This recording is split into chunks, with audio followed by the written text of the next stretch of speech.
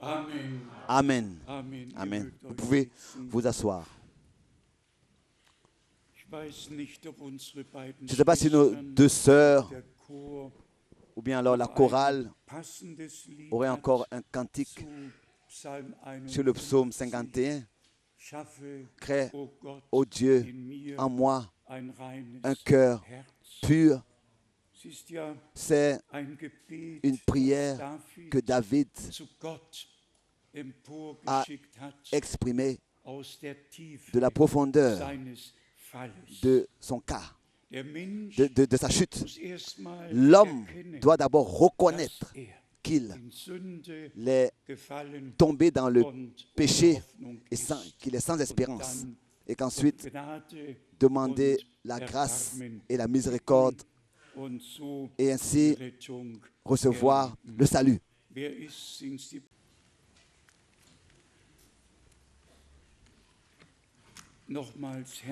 Encore une fois, soyez les bienvenus dans le nom précieux de notre Seigneur. Je voudrais demander qui, pendant ce week-end, est là pour la première fois. Levez-vous, s'il vous plaît. Qui est parmi nous pour la première fois ce week-end? Pour la première fois parmi nous. Regardez, que Dieu vous bénisse. Que Dieu vous bénisse richement. Nos bien-aimés frères et sœurs de la Grèce particulièrement, soyez la bienvenue. Que Dieu te bénisse, bien-aimés frères. Que Dieu vous bénisse, que vous bénisse tous, qu'il nous bénisse tous et soit avec vous tous.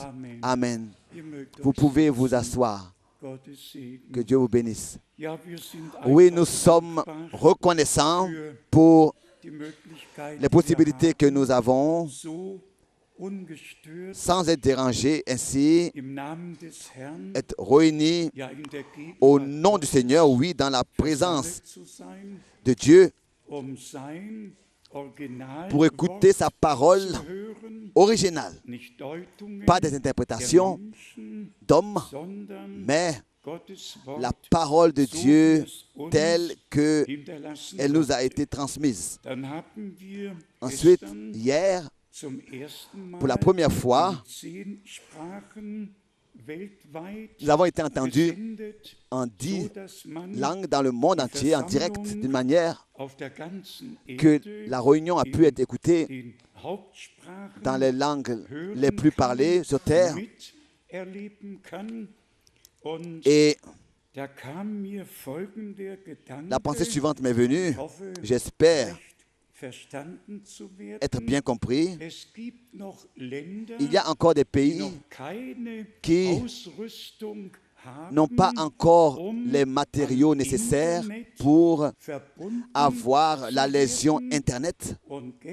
Et hier, il y a une pensée qui m'est venue, que nous qui, en cet endroit, écoutons la parole, ensemble, nous allons faire en sorte que nous puissions mettre à la disposition aussi de nos frères et sœurs dans les pays du tiers-monde, qu'ils puissent recevoir les matériaux nécessaires pour que partout dans les assemblées, ils peuvent en direct écouter et voir et avoir part à ce que Dieu fait dans le présent. Êtes-vous d'accord? Tous? Oui. Alors la chose est déjà réglée. Nous avons hier eu à parler sur Israël. Nous n'allons pas maintenant venir à parler de cela, mais il y a beaucoup qui ont écrit. Cela est connu de nous tous. L'État d'Israël, 60 ans, dans toutes les publications chrétiennes, n'est-ce pas? Cet événement a été mentionné par écrit.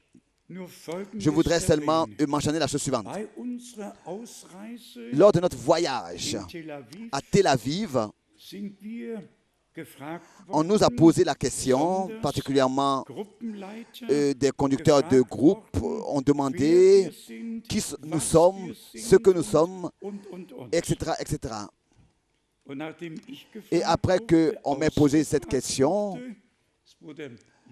le frère Jochen, on lui a aussi demandé qui nous sommes et tout ça. Il était assis devant au deuxième rang et la question principale était, croyez-vous au Dieu d'Israël ou au Dieu Jésus-Christ?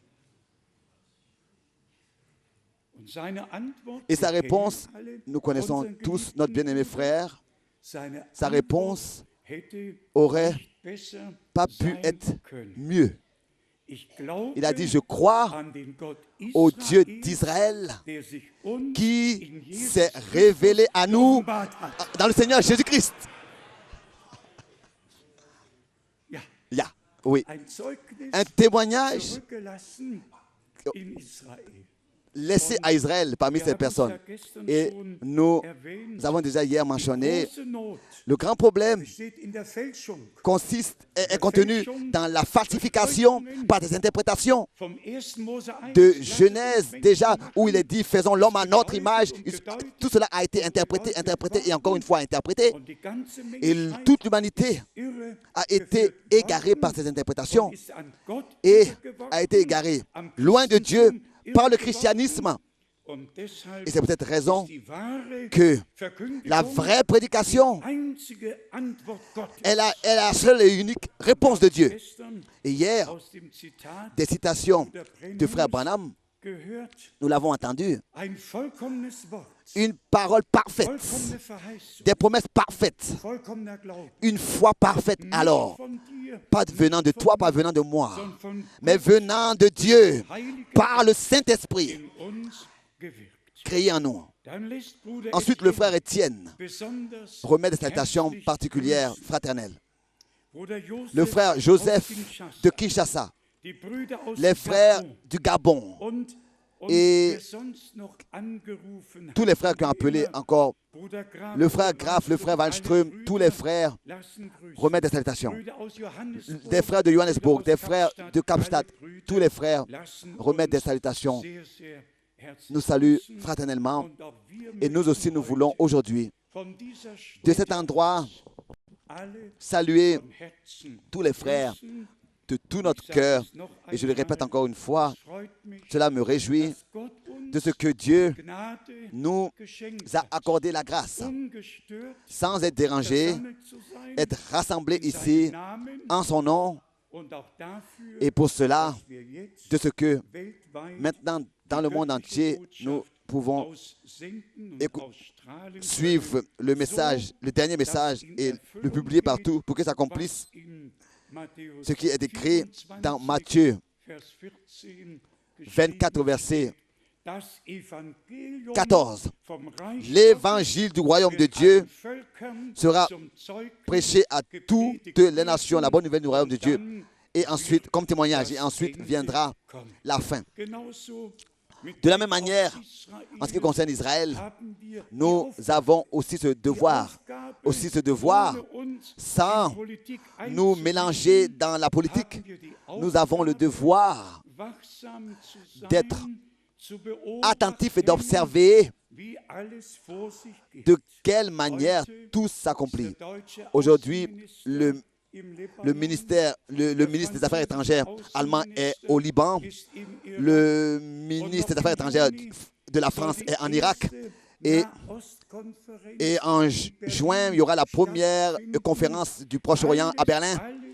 Tout est en train de nous montrer que nous sommes très proches de la fin.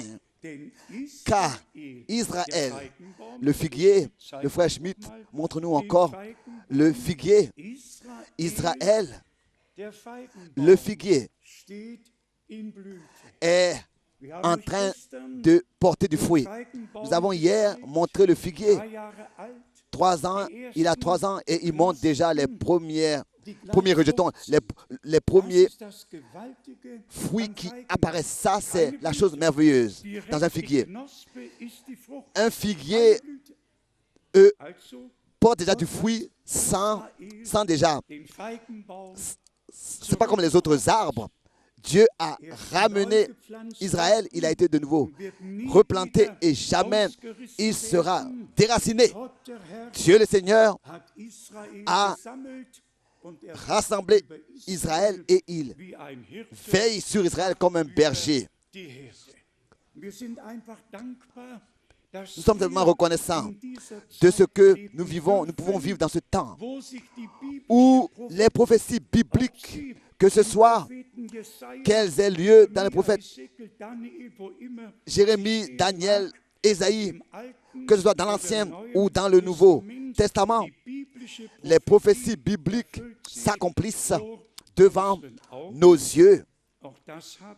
Et ça, nous l'avons mentionné, la délégation, les plus grandes personnalités de Jérusalem ont été au Vatican vendredi. Et là-bas, ils ont parlé avec les 8 représentants du Vatican. Ils ont eu des négociations avec eux. Et en ce moment, il s'agit seulement de quel bien d'Israël doit devenir la propriété du Vatican et sur quelle région est-ce qu'ils doivent recevoir donc la propriété et dominer. Et c'est ainsi que tous repartent à l'Église catholique et c'est ainsi que même l'Église orthodoxe et tout cela, l'Église catholique, beaucoup de biens leur appartiendra en Israël. Nous n'avons pas besoin de biens dans un pays. Nous avons besoin de la prédication telle qu'elle est sortie de Jérusalem. C'est ce qui nous appartient. La même prédication telle qu'elle est sortie de Jérusalem. La première prédication que Pierre a tenue à Jérusalem. Nous avons aussi mentionné, je ne vais pas me retenir là-dessus, m'arrêter là-dessus, mais il y a eu ici des exposés à Rothenburg disant que Dieu est féminin, Dieu est représenté comme une femme et il y a tout un programme de l'Église catholique là-dessus. Et ensuite, nous repartons au psaume 2, au verset 7. « Tu es mon fils, je t'ai aujourd'hui engendré. » Dieu est Dieu. Loué soit son merveilleux nom. Et nous disons avec le frère Jochen, le Dieu d'Israël, qui s'est révélé en Jésus-Christ, notre Seigneur et Rédempteur, est devenu notre Père par Jésus-Christ, notre Seigneur. Lui, le premier-né entre plusieurs frères. Bien, mes frères et sœurs, nous sommes nés du même esprit comme le Fils de Dieu fut engendré. Nous sommes fils et filles de Dieu, nés de nouveau pour une espérance vivante. Et nous attendons seulement la transformation de nos corps. Et ensuite, nous serons semblables à lui. 1 Jean, chapitre 3, à partir du verset 1 jusqu'au verset 3. Car nous le verrons tel qu'il est. Pour que aussi la coupe du péché soit pleine et de l'abomination et l'égarement et la séduction soient pleines. Ici dans ce magazine Edia Spectrum évangéliste, nous avons lu hier que même les églises protestantes devraient aussi se faire le signe de croix. Le signe de croix, donc au nom du Père, du Fils et du Saint-Esprit dans les titres. Pour chaque lecteur de la Bible, c'est clair qu'une telle formule n'a jamais existé et n'a jamais été utilisée par les chrétiens. Et nous allons une fois devoir l'exposer par écrit que la formulation originale dans Matthieu 28 s'intitulait « Aller dans le monde entier et enseigner tous les peuples et à observer ce que j'ai prescrit et baptiser-les dans mon nom. » Dans mon nom. Vous pouvez lire dans toute l'histoire de l'Église et particulièrement le Nouveau Testament en grec, en Grèce, de Nestlé, comme là-bas et en bas, il écrit comme en note comment est-ce que les mots dans le texte original se sont intitulés. Mais dans le temps où les Grecs et la religion helléniste a été mélangée et a dominé et est entré dans le christianisme avec toutes leurs idoles et leurs déesses. C'est ainsi que la doctrine d'une Trinité a été inventée. Représentez-vous ce blasphème que Dieu serait constitué de 3 personnes. Et cela d'éternité en éternité. Quoique la Bible 6700 fois témoigne que Dieu est un et unique et qu'en dehors de lui qu'il n'y a pas d'autre Dieu. Et tout de nouveau, nous lisons dans les Saintes Écritures que Dieu a dit « Je jure par moi-même ». Il n'avait pas un autre à sa droite et à sa gauche. Il aurait pu dire « Je jure à celui qui est à ma droite ». Non, il a juré sur lui-même. Nous croyons ce que le Dieu d'Israël a dit. Écoute, Israël, le Seigneur, l'Éternel, ton Dieu est qu'un seul. Dans tout l'Ancien Testament, il s'est révélé. Et là où l'adversaire égarait les hommes, cela a eu lieu toujours avec l'interprétation de Genèse, chapitre 1, verset 1. Et là, le mot Elohim est écrit, et en tout, 31 fois dans le premier chapitre. Et Elohim a les 2 significations, singulier et pluriel. Singulier en ce qui concerne la personne et le pluriel en ce qui concerne tous les devoirs et les attributs que Dieu a. Le seul Dieu unique est tout en tous. Il est créateur, juge, rédempteur, sauveur, roi. Il est tout en tous. Donc, c'est pour cette raison que le mot Elohim est un pluriel.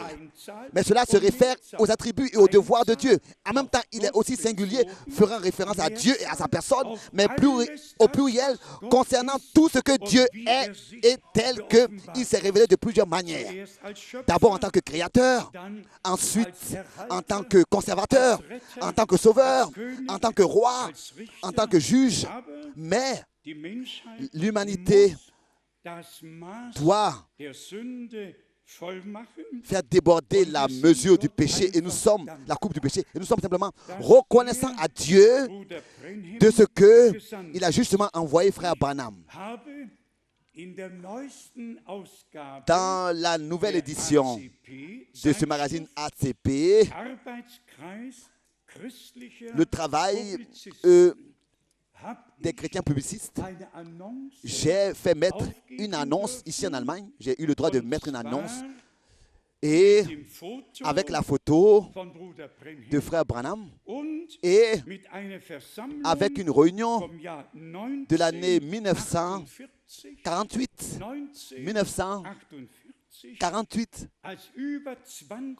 où plus de 20 000 personnes déjà étaient réunies à Seattle, à Washington, et cet homme, pour écouter cet homme de Dieu. Et le texte s'intitule ainsi: Revenir à l'église primitive. Et ensuite, c'est le titre. Et ensuite, le texte vient, alors que le monde ne connaissait rien de Billy Graham, d'Oral Roberts, de Thomas Osborne et d'autres évangélistes, n'avaient jamais entendu parler de tous ces évangélistes. Déjà des milliers de personnes par le ministère de William Branham en 1909, de 1909 à 1965, beaucoup avaient déjà expérimenté leur conversion et leur guérison. Deuxième paragraphe, il prêchait sans faire de compromis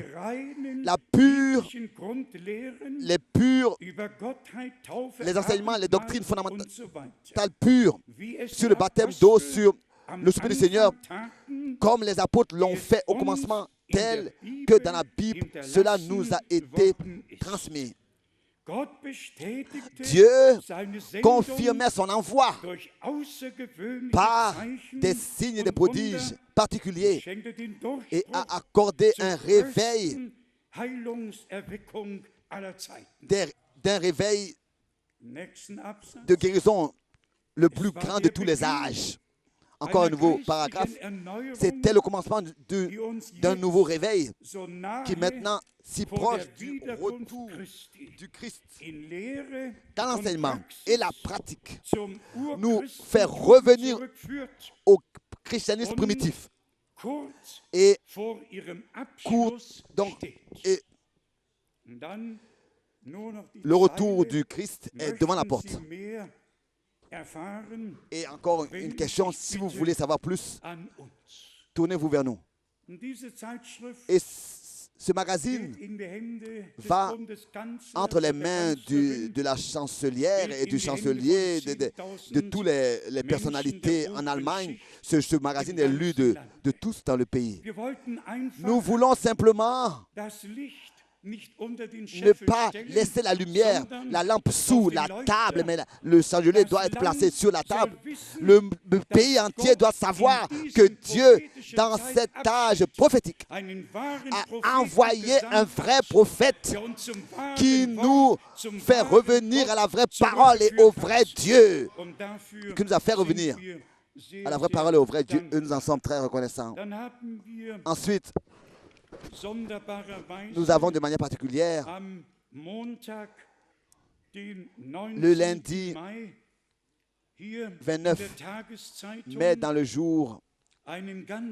journal quotidien, nous avons lu un article particulier. Il est écrit ici. Cela n'a pas complètement sa place ici sur le sujet du jour, mais cela s'ajuste à Genèse chapitre 3. Cela s'ajuste à Genèse 3. L'Afrique du Sud, dont une femme reçoit 3 enfants et ils ont 2 pères. Les enfants ont 2 pères.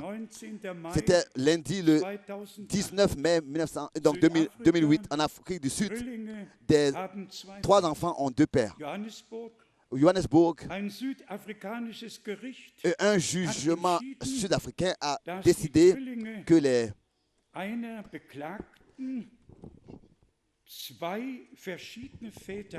triplés ont 2 différents pères, les triplés. Après le jugement, après la décision de la justice, après plusieurs années de disputes, donc le père doit seulement payer pour l'un des enfants. Le taxi de Kapstadt a même constaté lors de la naissance que l'enfant est différent. Et la raison était une variation étrangère, donc étrange, de la fécondation. Cela se passe quand une femme, pendant 24 heures, a des relations sexuelles avec 2 différentes personnes. Cela est possible. Si pendant 24 heures. Donc, et tous nous savons ce qui s'est passé dans le jardin d'Éden. Et frère Branham a dit réellement que le matin, il y a eu ceci qui s'est passé. Et l'après-midi, pendant les 24 heures, il y a eu une autre relation qui a eu lieu. Et ensuite, dans le jardin d'Éden, il y a eu des jumeaux. Donc, 2 enfants sont nés. Et alors, il est écrit qu'elle a continué et elle enfanta. Et c'est ainsi que nous avons en fait aujourd'hui seulement la confirmation qui est même écrite dans le journal. Seulement encore rapidement et nous allons venir à l'entretien de la parole. C'est une question. Combien croire que tous, réellement, nous sommes nés tous dans le péché original, comme David l'a dit dans le psaume 51, je suis enfanté dans le péché. Et lisons cela dans les versets qui sont écrits, psaume 51, ici il est écrit, n'est-ce pas, au verset 7. Psaume 51, verset 7. Voici, je suis né dans le péché.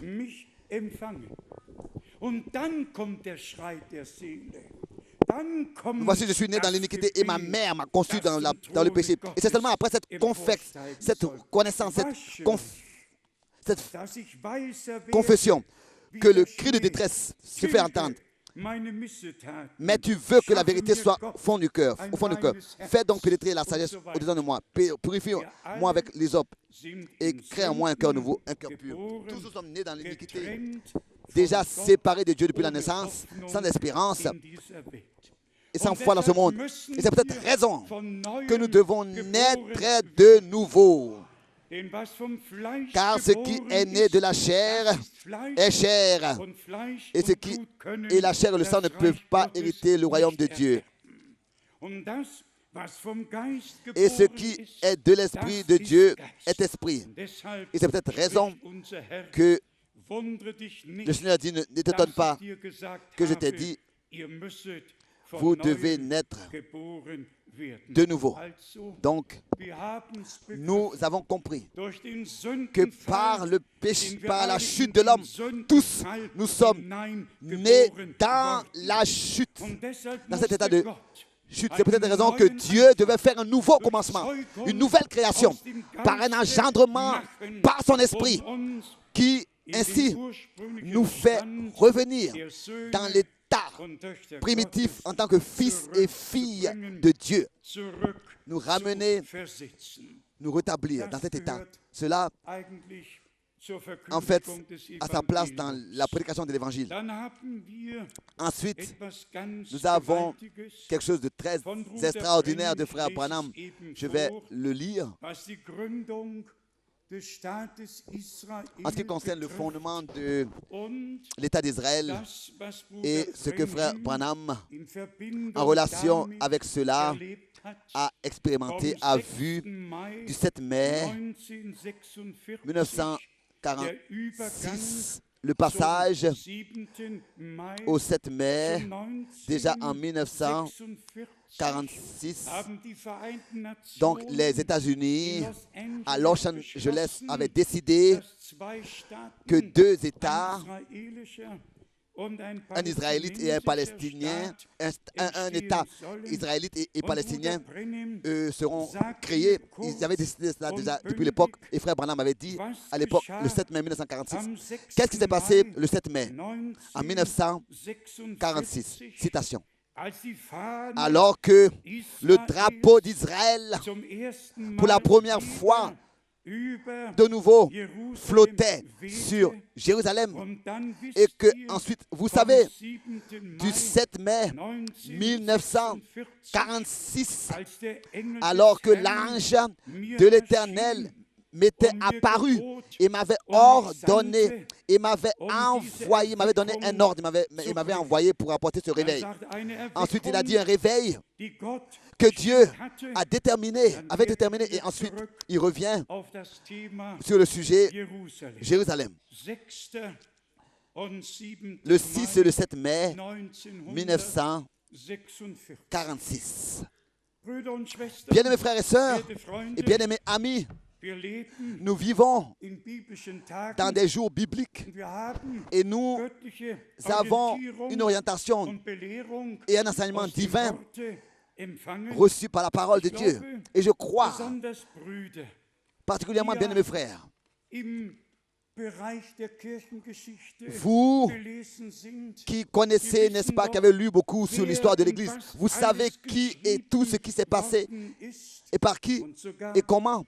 Et même sur le Troisième Reich et les holocaustes, plus de 1040 livres ont été écrits. Et personne n'a encore tiré le rideau pour montrer de manière biblique qui a porté et qui porte la responsabilité de tout ce qui s'est passé et avec qui est-ce que Dieu rétribuera et se vengera.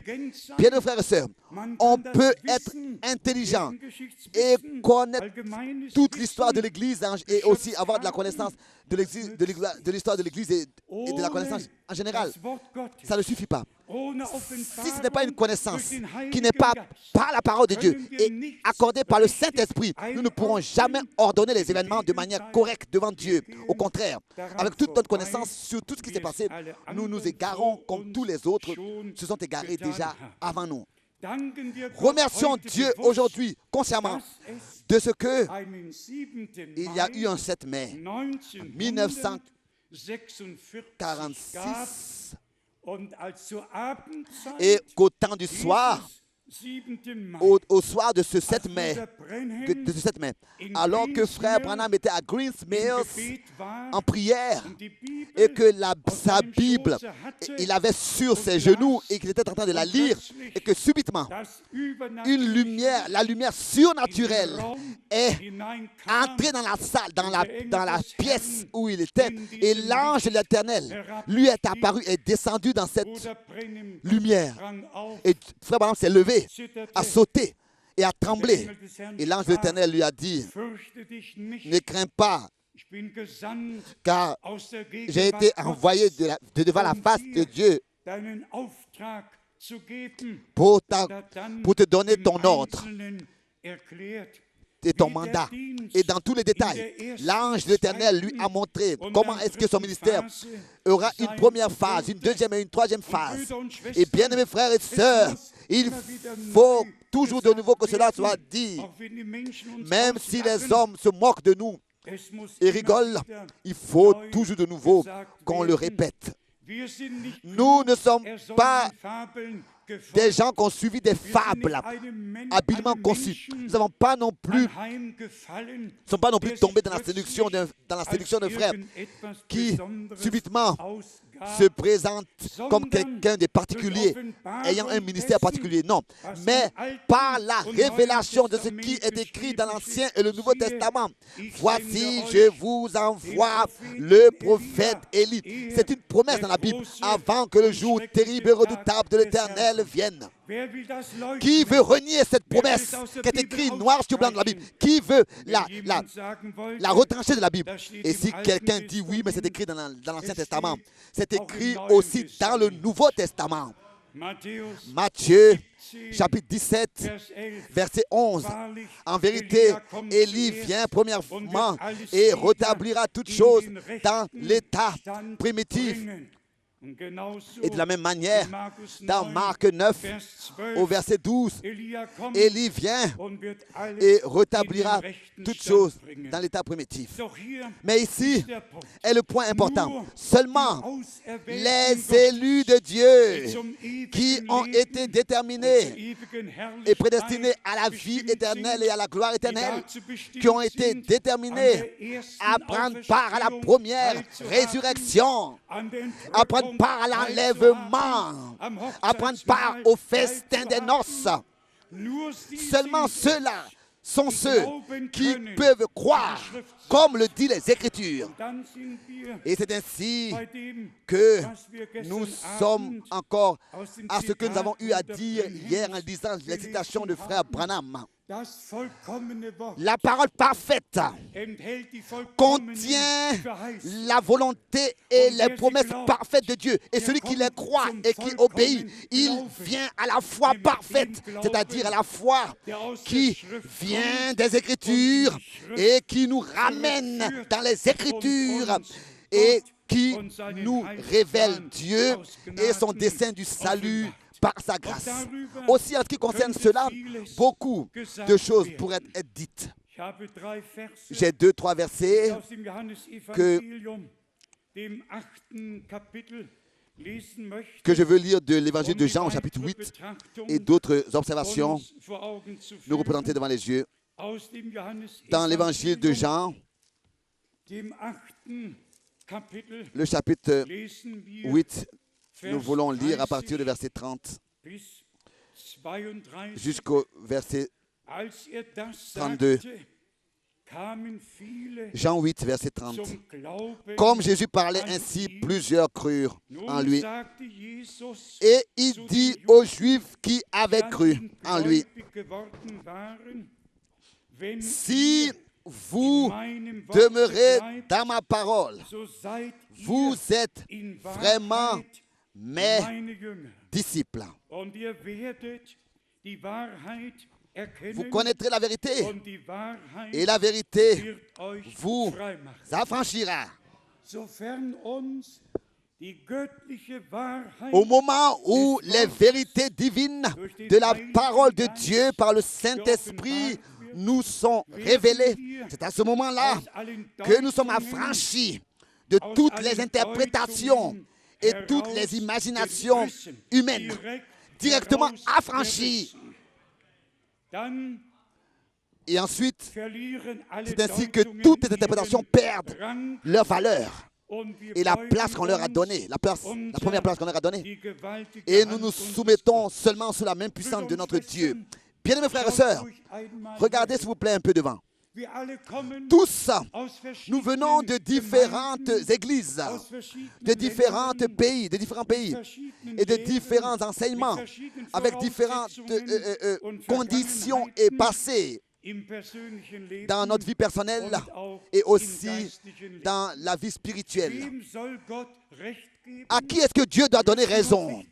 Est-ce que tous, nous ne devrions pas nous soumettre à Dieu et tous recevoir le même enseignement qui vient de Dieu pour que ici puisse s'accomplir?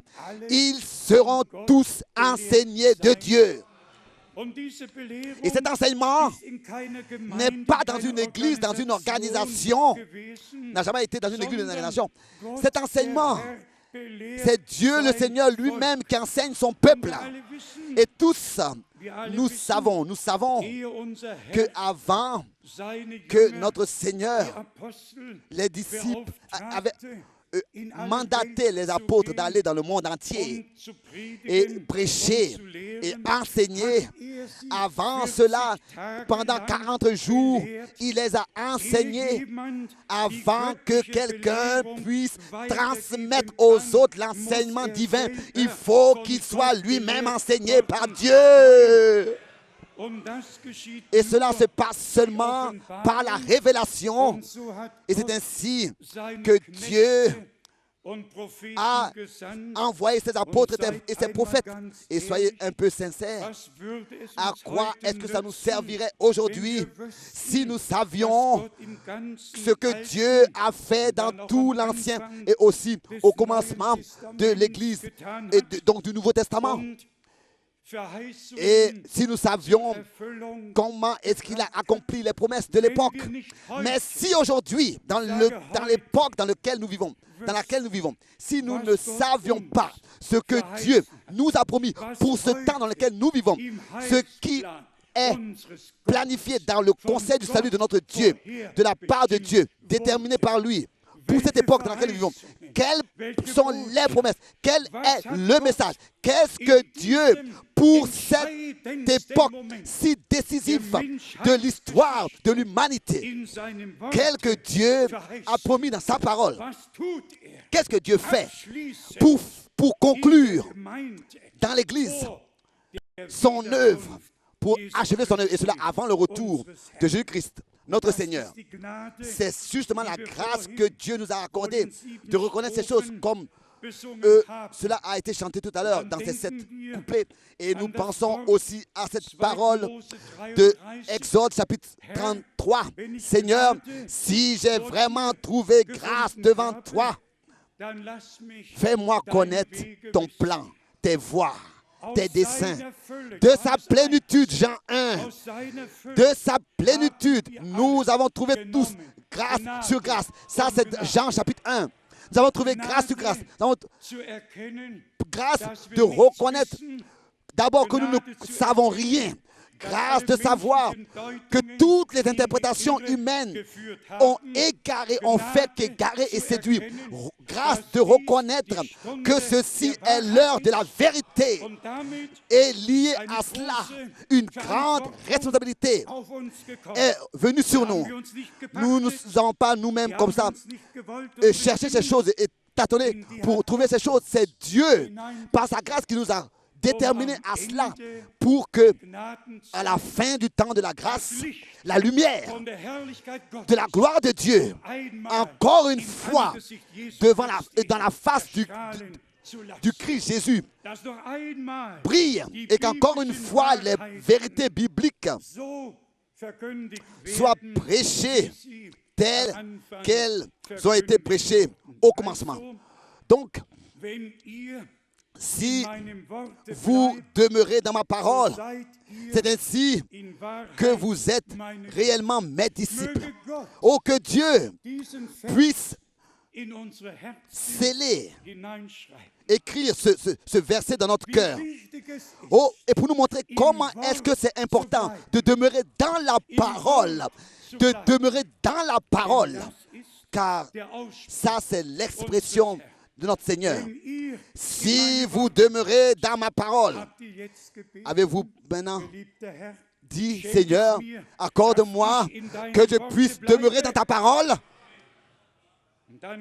Ensuite, nous lisons le verset 32. C'est un entretien avec les scribes et pharisiens, toujours de nouveau. Il y avait eu des discussions entre ceux-là qui ont contredit notre Seigneur. Au lieu d'être calmes et d'écouter sa parole et de l'accepter, ils auraient eu assez de temps pour parler. Et maintenant, ils avaient eu assez de temps pour parler. Et maintenant, le temps était arrivé où tous les scribes pharisiens et tous les sadduciens auraient dû se taire pendant tous ces âges. Ils n'ont pas eu assez, n'est-ce pas, pour parler et pour retenir le peuple. Et maintenant, où le Seigneur avait la parole, ils ont voulu encore avoir quelque chose à dire. Et ici, au verset 32, dans Jean 8,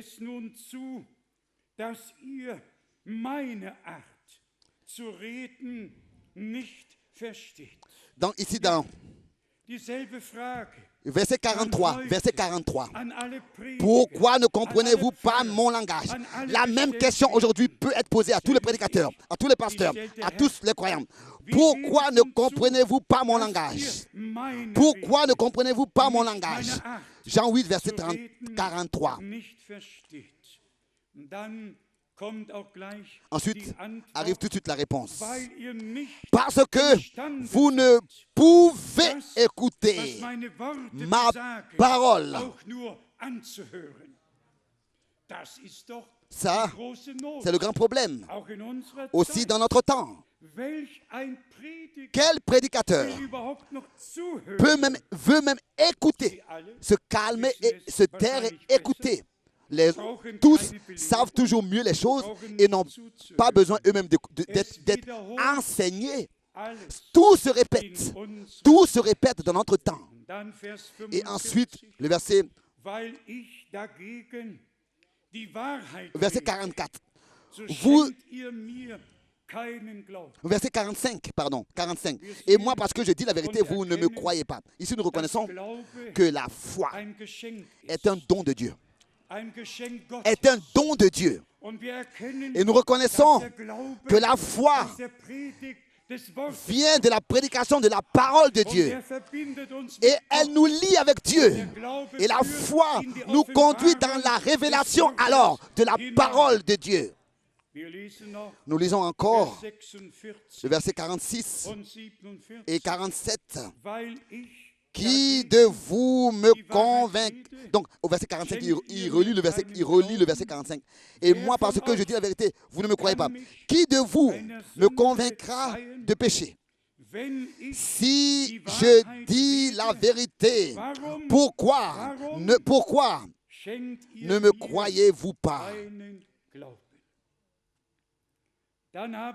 Ensuite, nous avons le verset 47 adressé à nous, nous qui aujourd'hui écoutons la parole vivante, la vraie parole,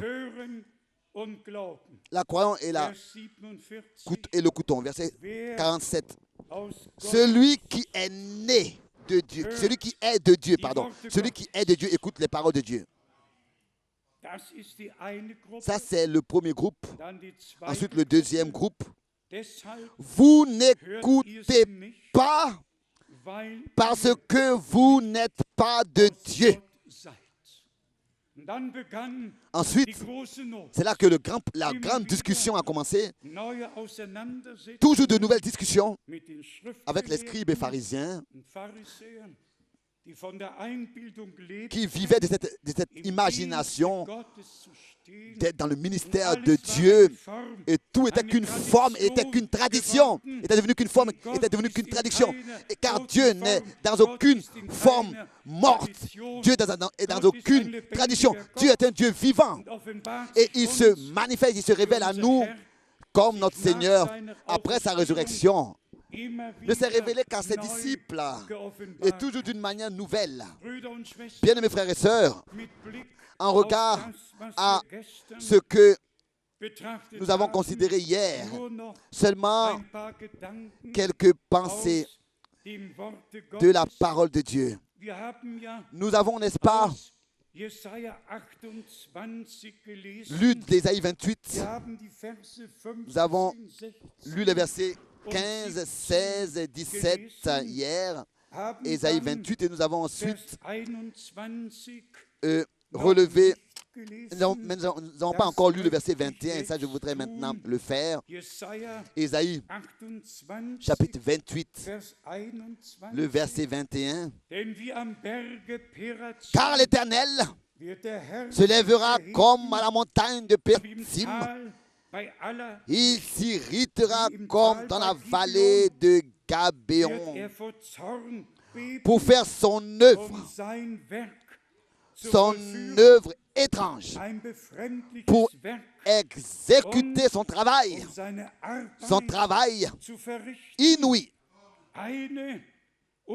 Son travail inouï. Le chapitre 29, verset 6. Ésaïe 29, verset 6.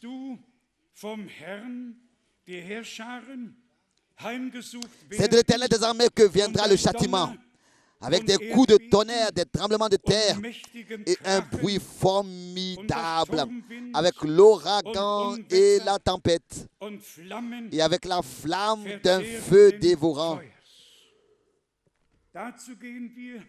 À cela, nous repartons à Exode.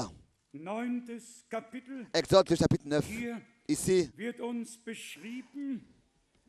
il nous est montré ce qui s'est passé alors que Dieu avait fait sortir le peuple d'Israël de la servitude de l'Égypte.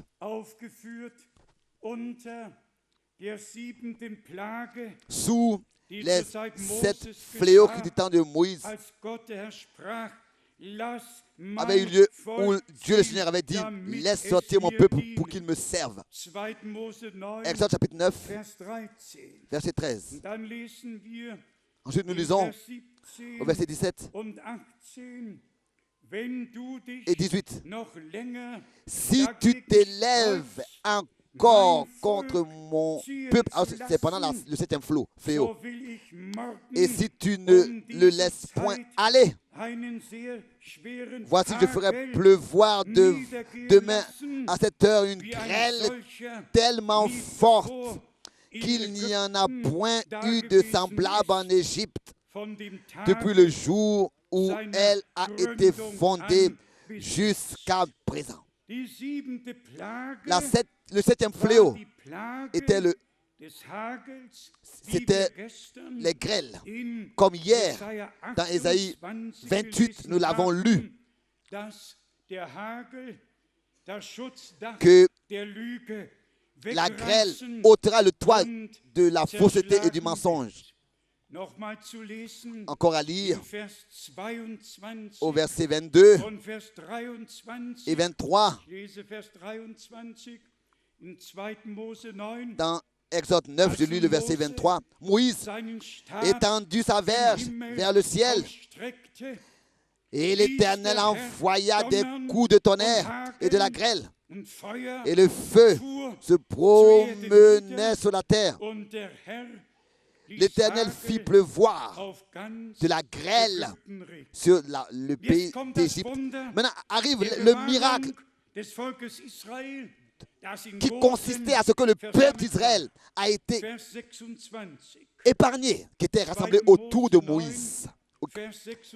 Exode 9, verset 26. Ce fut seulement dans le pays de Gozen où étaient les enfants d'Israël qu'il n'y eut point de grêle. Alléluia. Remercier son Dieu. Dieu, c'est lui qui détermine, qui dirige les nuages. C'est lui qui contrôle toute la nature. Il détermine ce que la nature a à faire. Nous repartons maintenant à Josué, le chapitre 10. À Josué, le chapitre 10. Ici, nous lisons à partir de la deuxième partie du verset 11. Josué, chapitre 10, la deuxième partie du verset 11. Ceux qui moururent par les pierres de grêle, furent plus nombreux que ceux qui furent tués avec l'épée par les enfants d'Israël. À chaque fois, pendant ces deux cas, lors de l'exode par Moïse, sous Moïse, et lors de l'entrée par Josué dans le pays, le jugement de Dieu, dans les deux cas, la sortie et l'entrée, le jugement de Dieu a frappé et les grêles ont servi à quelque chose, ont accompli leur devoir. Maintenant, repartons au verset 12 et 13. Autrefois, Josué priait, s'adressait sa prière au Seigneur. Dans le jour où le Seigneur a réglé le compte a livré ce peuple aux Israélites, les Amoriens. Et ce fut le jour où ces 7 rois ont été livrés à Israël et que Dieu a accordé à son peuple Israël une victoire extraordinaire. C'était le jour dans lequel Josué a dit, le verset 12, la deuxième partie, et cela, et il dit en présence d'Israël, dans la deuxième partie du verset 12, et il dit en présence d'Israël, soleil, arrête-toi sur Gabaon, et toi, lune, sur la vallée d'Ajalon. Et celui qui continue à lire au verset 13, et le soleil s'arrêta, et la lune suspendit sa course, jusqu'à ce que la nation ait tiré vengeance de ses ennemis. Bien, mes frères et sœurs, nous pourrions encore lire toutes ces choses. Le jour était passé, le jour était déjà passé, le soleil était en train, en fait, de se coucher. La lune s'était déjà retirée. Et la victoire n'était pas encore présente. Et maintenant, Josué était dans la détresse. Sans victoire, on ne peut pas revenir de la guerre. Et voilà qu'il a regardé à Dieu au ciel et il prononçait les paroles. Soleil, arrête-toi sur Gabaon, et toi, lune, sur la vallée d'Ajalon. Et le Seigneur a écouté et a fait ce qui a été dit. Et comme c'est écrit au verset 14, il n'y a point eu de jour comme celui-là, ni avant ni après, où l'Éternel ait écouté la voix d'un homme, car l'Éternel combattait pour Israël.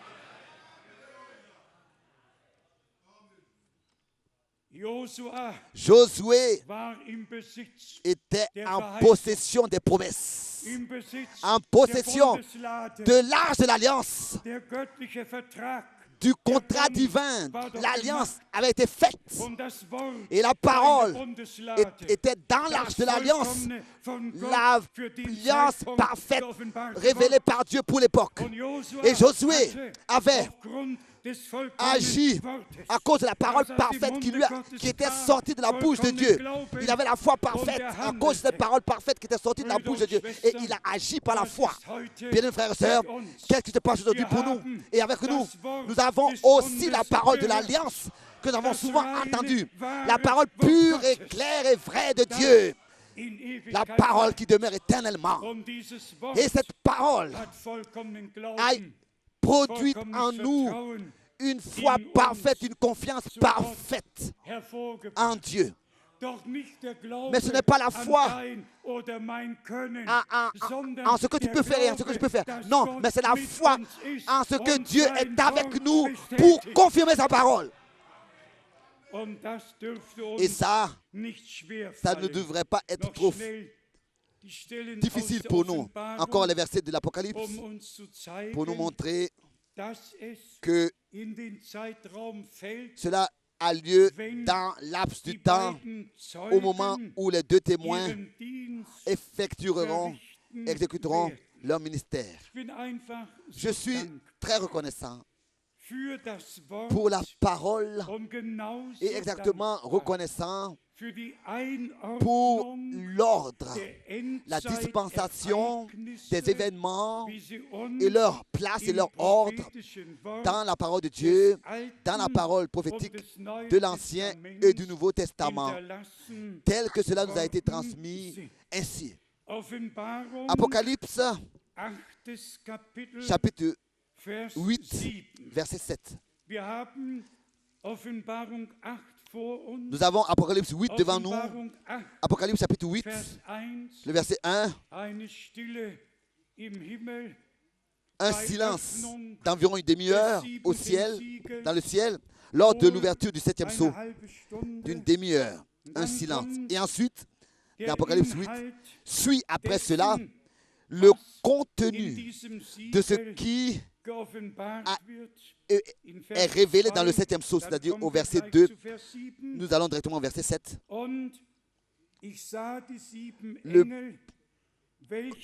Donc, du verset 2 au verset 7, je crois. Donc, lisons le verset 2. Apocalypse 8, verset 2. Et je vis les 7 anges qui se tiennent devant Dieu et 7 trompettes leur furent données. Ensuite, la première trompette a lieu déjà dans Apocalypse 8, au verset 7. Et le premier ange sonna de la trompette et de la grêle et du feu mêlés de sang furent jetés sur la terre. Vous pouvez tous le lire, ce qui va se passer ensuite, tel que cela nous est montré ici dans la Bible. Et comme hier, ici je le disais, ce qui s'est passé vendredi le matin à 5h moins 6 jusqu'à 5h06, subitement, c'était complètement sombre en plein jour et des grêlons sont tombés avec puissance. Et nous avons ici la photo. Les grêlons sont comme des œufs de poules. Et nous avons nos deux toits qui sont complètement abîmés et pleins de trous. Et ici, nous avons encore une vue d'ensemble de ce qui a pu se passer comme dégâts en seulement 7 minutes. De 5h moins 6 à 5h, à peu près 6. Ça a duré à peu près 6 minutes. 6 minutes, pas longtemps. Mais nous avons, quand vous sortirez, vous verrez dans le cadre à l'entrée, nous avons mis les photos des grêlons et leurs. Et c'était vraiment quelque chose de puissant. Ma question est la suivante. Pourquoi est-ce que nous avons ça en cet endroit, justement maintenant? Pourquoi cela se passe maintenant, dans le centre, et jamais dans les années passées auparavant? nous avons vu une telle chose. Nous avons jusqu'à maintenant toujours de nouveau appris des nouvelles. Nous avons appris ce qui s'est passé en Chine par le tremblement de terre. Nous avons entendu comment à Myanmar, 78 000 personnes n'ont plus existé. Nous avons entendu, n'est-ce pas, toutes les catastrophes naturelles. Plus de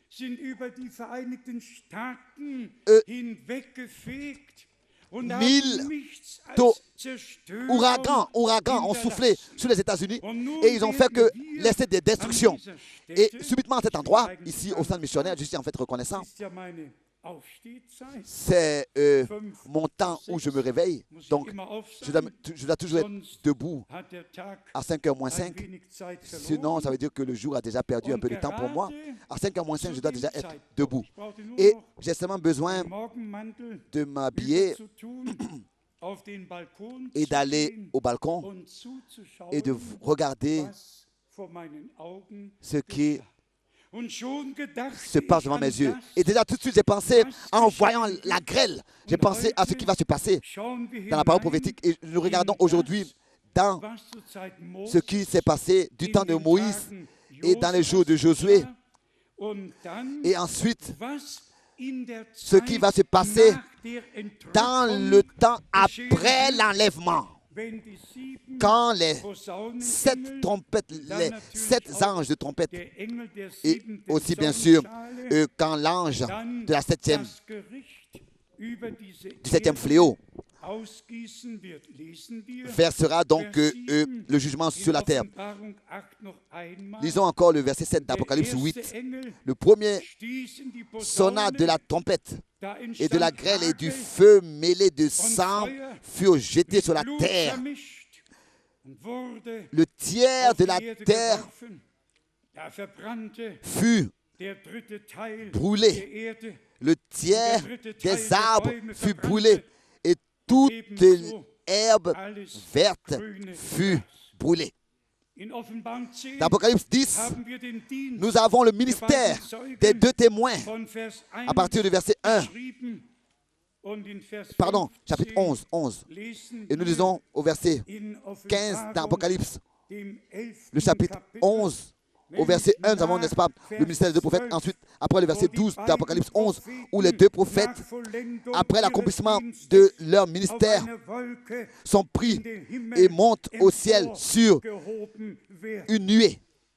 Ensuite suit le verset 15. Apocalypse 11, verset 15. Et ensuite, le 7e ange sonna de la trompette. Et il y eut dans le ciel de fortes voix qui disaient: le royaume du monde est remis à notre Seigneur et à son Christ, et il régnera au siècle des siècles. Et ensuite, pour raccourcir les choses, vous pourriez le lire tous, ce qui est écrit au verset 16 et 17. Lisons le verset 17 directement. Apocalypse 11, verset 17. Ici, la prière de reconnaissance monte avec ces paroles en disant: nous te rendons grâce, Seigneur, Dieu Tout-Puissant, qui est et qui était, car tu as saisi ta grande puissance et pris possession de ton règne. Ensuite, il nous est dit que les peuples et les nations se sont irrités. Et imaginez-vous, au verset 19, il est écrit: et le temple de Dieu dans le ciel fut ouvert, et l'arche de son alliance apparut, alléluia, et l'arche de son alliance apparut dans son temple.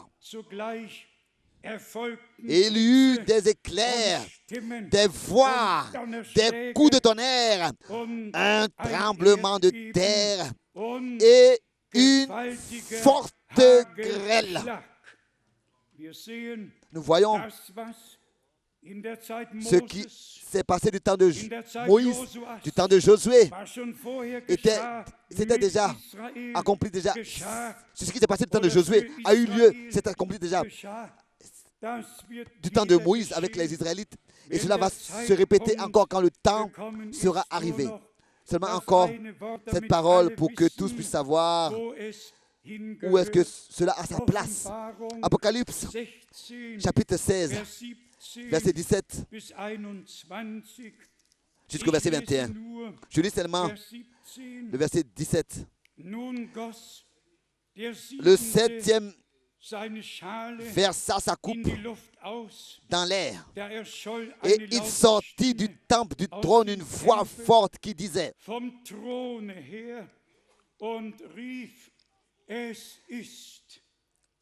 c'en est fait. Donc c'est accompli. C'est accompli. C'en est fait. La même parole comme dans l'évangile de Jean. C'est accompli. C'est accompli. Ça en est fait. Ça a eu lieu. C'est passé. C'est accompli.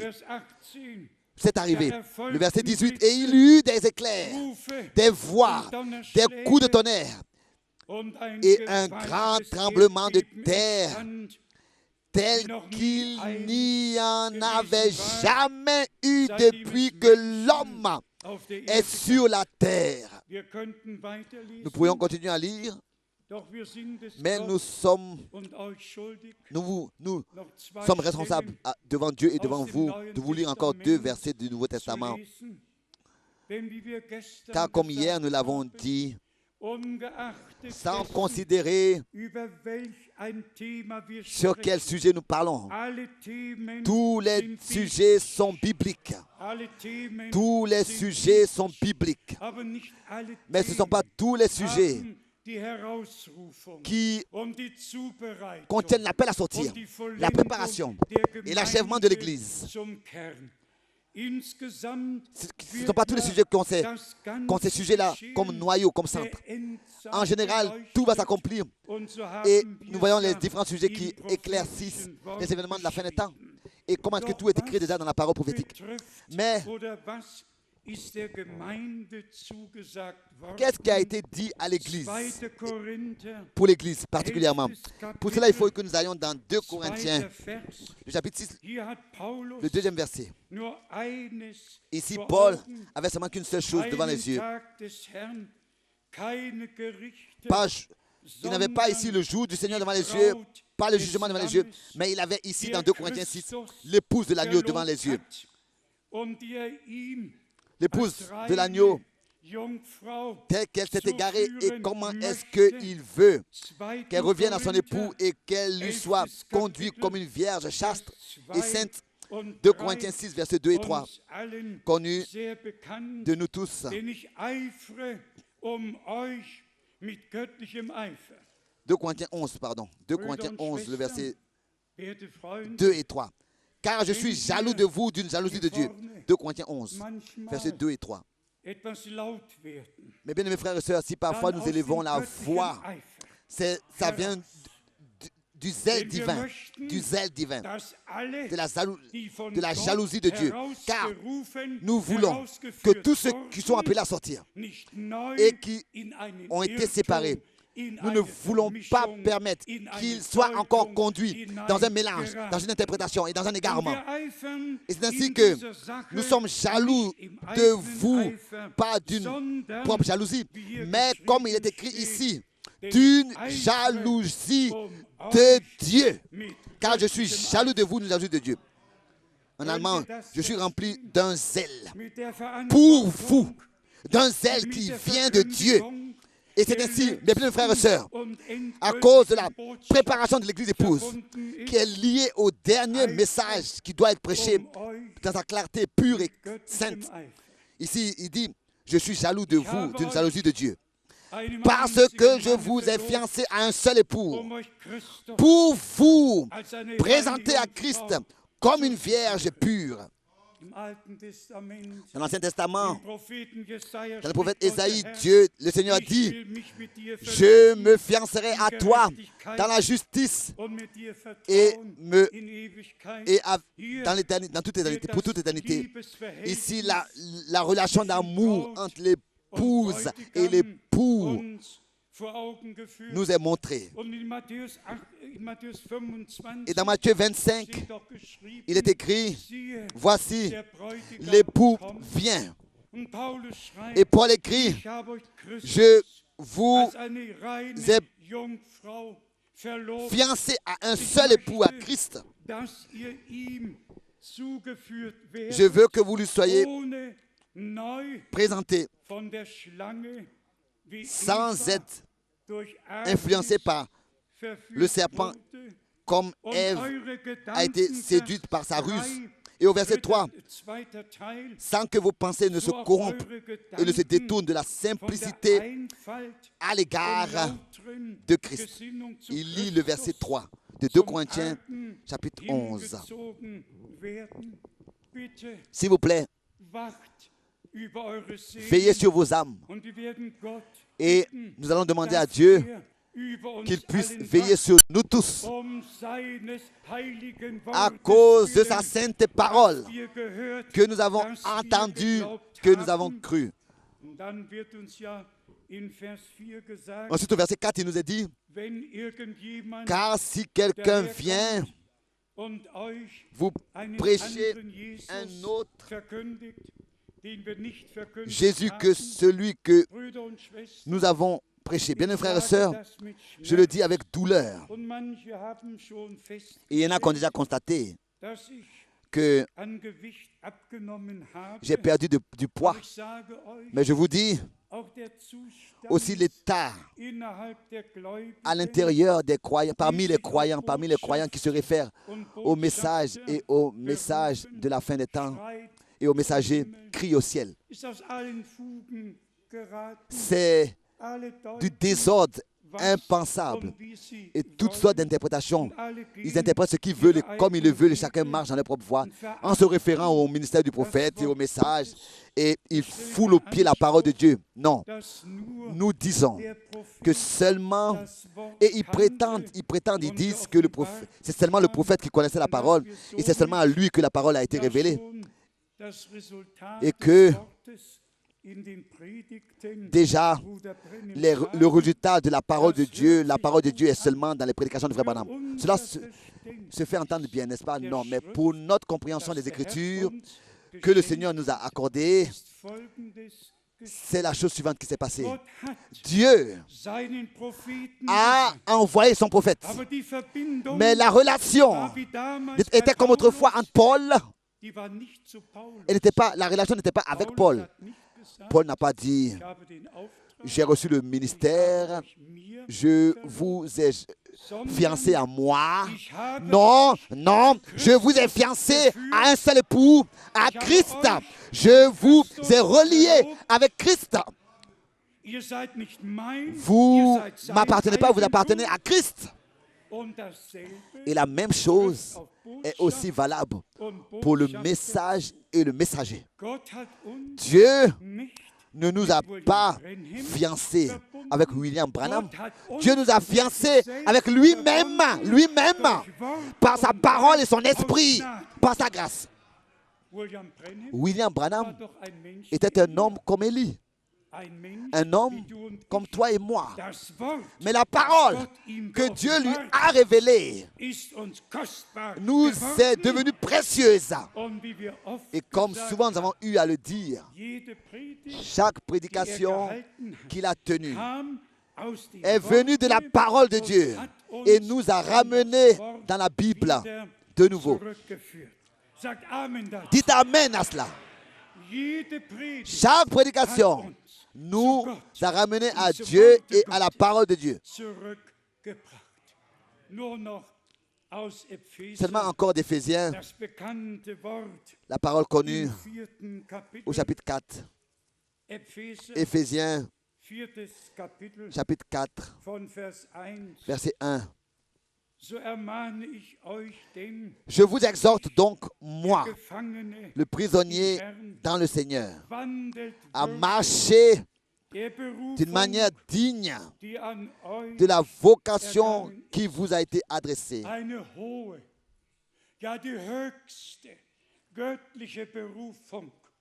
Oui, une sainte vocation, une vocation céleste nous a été adressée.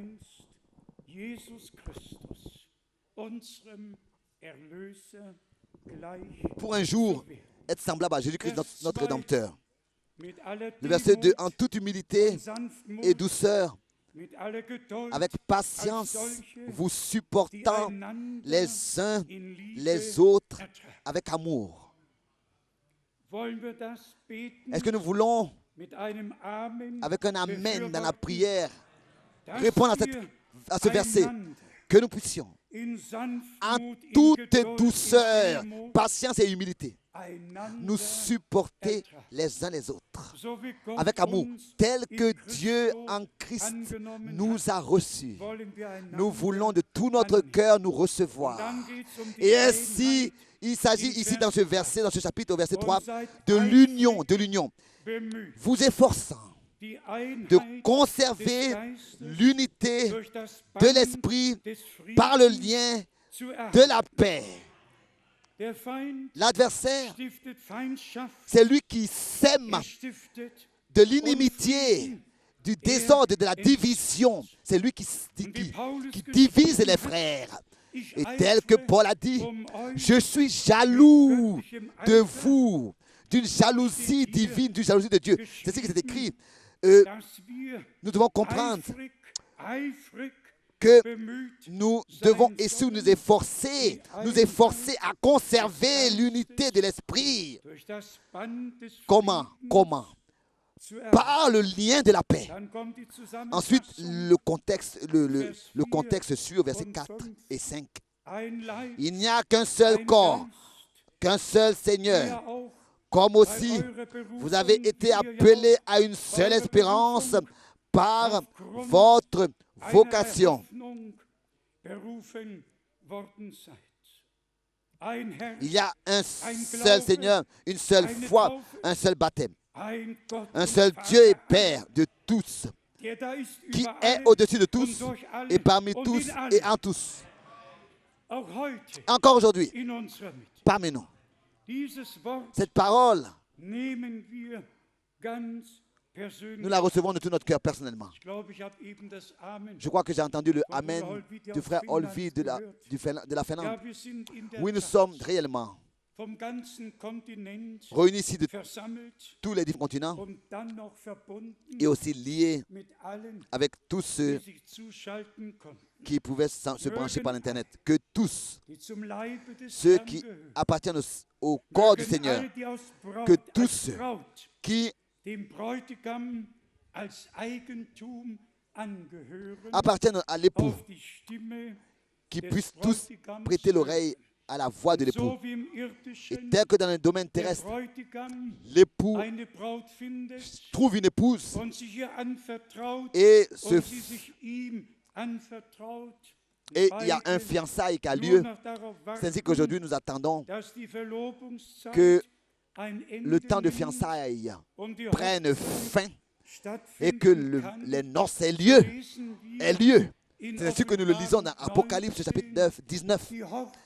Les noces de l'agneau sont venues et son épouse s'est préparée et il lui a été donné de se revêtir d'un fin lin. Si aujourd'hui, il y a des frères et sœurs parmi nous qui veulent consacrer entièrement leur vie à Dieu, aussi sont prêts à faire le deuxième pas, c'est-à-dire se laisser baptiser.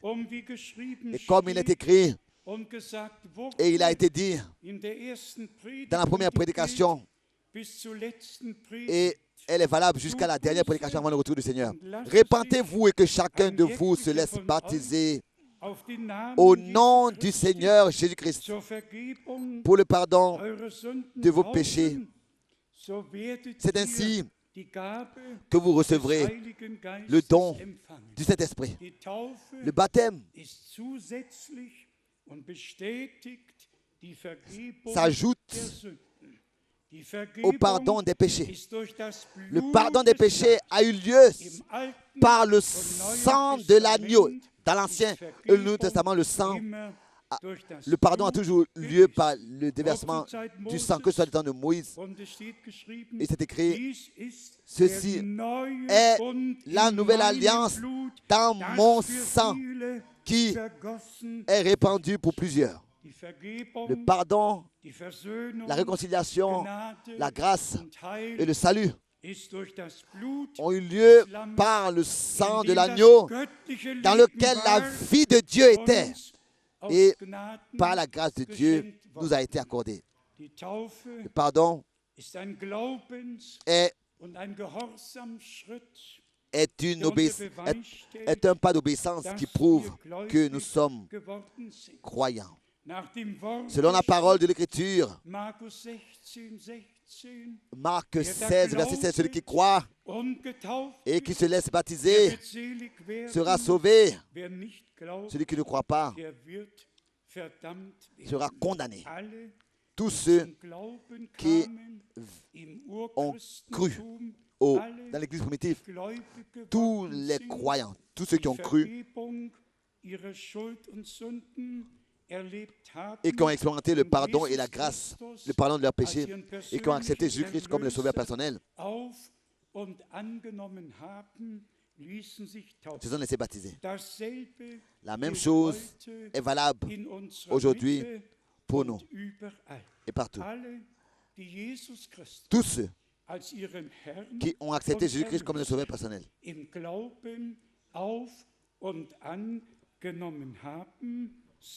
devraient faire le pas du baptême, car c'est par ce pas du baptême que à la foi l'obéissance est ajoutée. Et c'est comme ça que l'obéissance de la foi vont ensemble, comme autrefois, comme auparavant. La désobéissance et l'incrédulité ont formé une paire. C'est la preuve que des personnes sont mortes avec Christ, crucifiées avec lui, et que ce ne sont plus eux qui vivent et qui décident, mais qu'ils ont consacré réellement leur vie à Dieu, qui a décidé pour eux qu'ils soient croyants et qu'ils se laissent baptiser. Que Dieu le Seigneur bénisse sa parole que nous avons écouté pendant ce week-end et que nous avons considéré, que cela considère Israël ou d'autres accomplissements des prophéties bibliques, que cela concerne l'Église,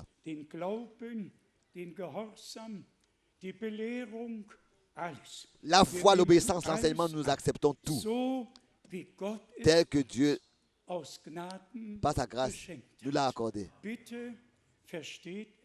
S'il vous plaît, comprenez-le bien. Je suis jaloux, nous en tant que frères.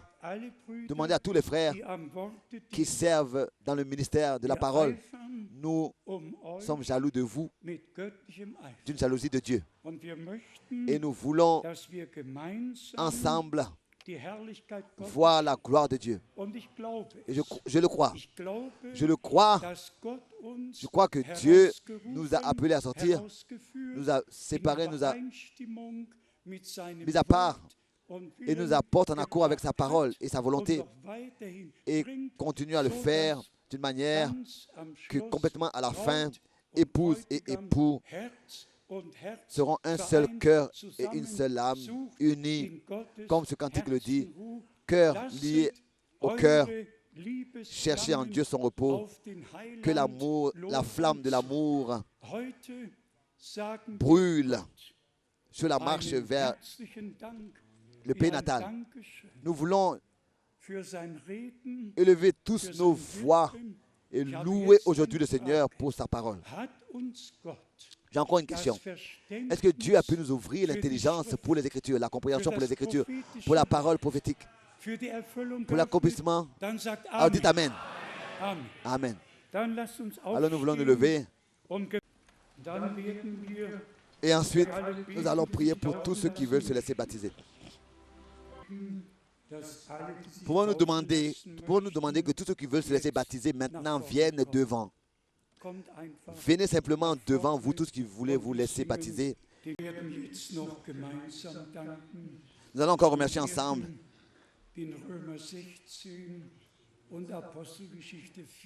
Nous allons, tel que c'est écrit dans Actes des Apôtres, plusieurs fois, ils ont élevé leur voix d'un commun accord. On remercie Dieu. Ensemble, nous allons chanter. Tel que nous chantons ensemble, nous pouvons aussi prier ensemble, remercier ensemble. Tout à sa place. Des prières individuelles, les prières communes. Le calme aussi à sa place. Et aussi, on peut élever la voix. Nous ne sommes pas toujours comme dans un cimetière parfois. Nous sommes aussi comme dans un cas de résurrection. Il n'est pas ici. Il est ressuscité. Il vit. La tombe est vide. Et nous pouvons vivre avec lui. Car si nous ne remercions pas Dieu, qui devrait le faire? Si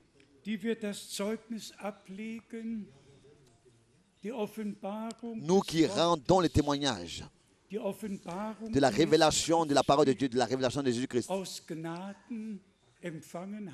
nous, aujourd'hui, qui avons cette grâce, si nous ne le faisons pas, qui le fera? Cherchez une église aujourd'hui qui est en accord avec Apocalypse 19, où il est dit que l'esprit de la prophétie est le témoignage de Jésus-Christ. Cherchez une église où cela est une réalité. Bien, mes frères et sœurs, probablement que d'abord, dans l'éternité, c'est là que nous serons vraiment entièrement conscients du privilège que nous avons eu par Dieu d'écouter sa parole, de la recevoir révélée fraîchement du trône du ciel. Lui, le Dieu Tout-Puissant, soit la reconnaissance. Nous élevons ensemble nos voix. Ça n'a pas besoin d'être vraiment, on n'a pas besoin de crier, mais vraiment, malgré tout, ensemble à haute voix. Seigneur notre Dieu, nous te remercions de tout notre cœur. La fin des temps est là. Ton retour est proche. L'âge de l'alliance est ouverte. Ta parole est révélée.